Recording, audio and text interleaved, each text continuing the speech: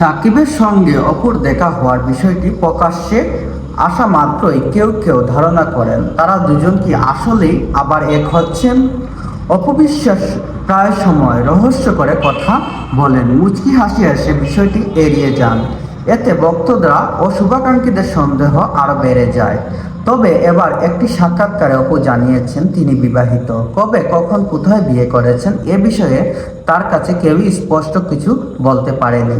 অপু বিশ্বাস ও বিষয়টি বিয়ের প্রসঙ্গে এইভাবে বলেন, আমি বিবাহিত, সেটা ফেসবুকে প্রমাণ করার কিছু নেই।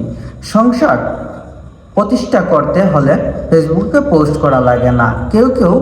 কেউ বিশ্বাস করলে করুক, তাতে আমার কিছু যায় আসে না, আমার বোঝানোরও সময় নেই।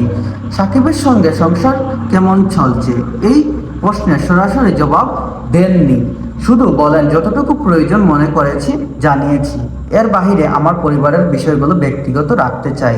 নিজের ব্যক্তিগত জীবনের সীমারেখা টেনে দিতে শাহরুখ খানের প্রসঙ্গ টানেন অপু।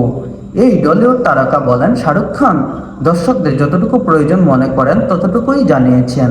আমিও মনে করি আমার সংসার নিয়ে সবকিছু প্রকাশ্যে আনার দরকার নেই।